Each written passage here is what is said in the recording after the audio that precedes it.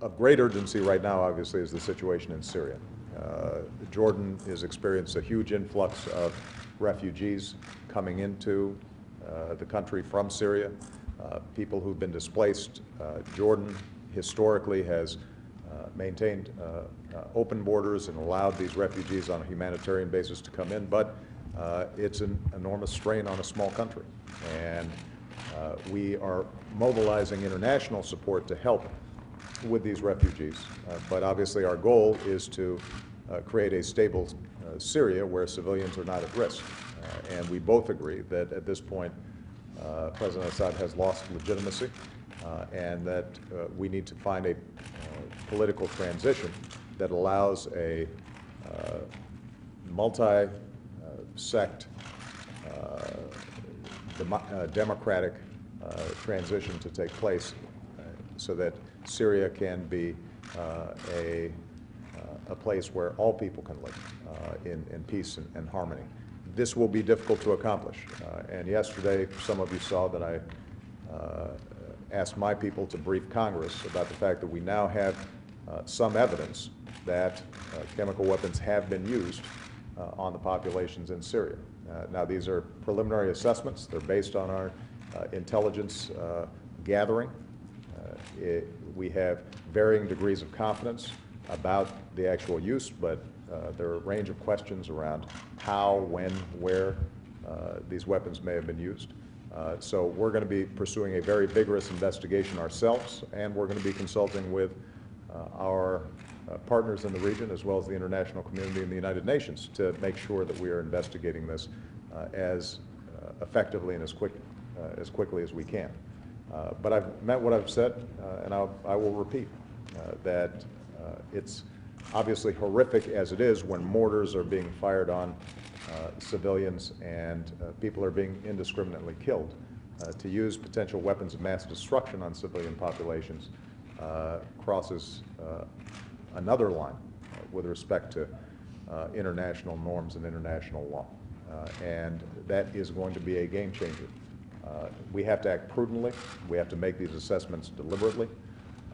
But I think all of us, not just in the United States, but around the world, recognize how we cannot stand by and permit the systematic use of weapons like chemical weapons on civilian populations. So this is going to be something that we'll be paying a lot of attention to, trying to confirm and mobilize the international community around those issues.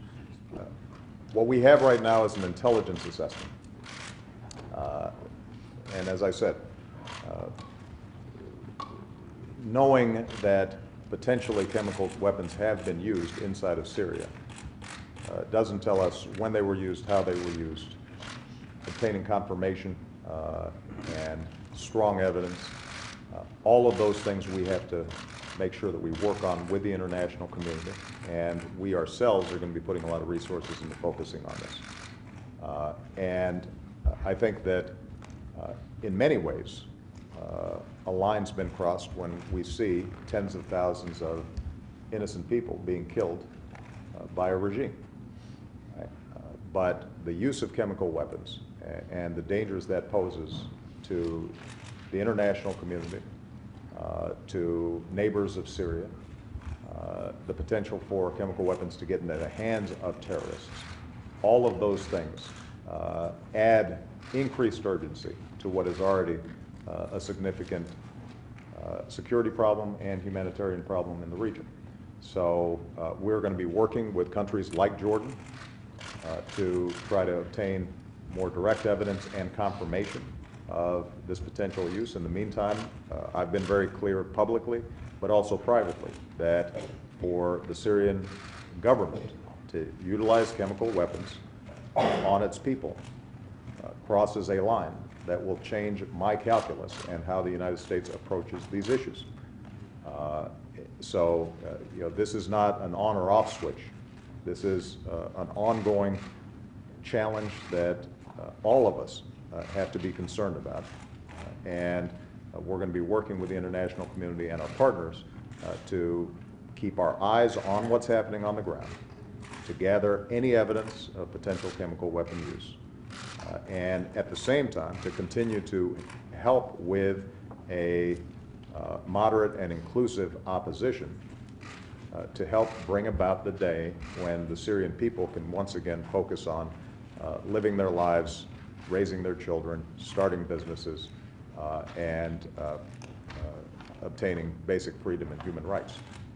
This is going to be a long-term proposition. This is not going to be something that is solved easily overnight, but I know that King Abdullah is committed to trying to find these kinds of solutions, so am I. All right?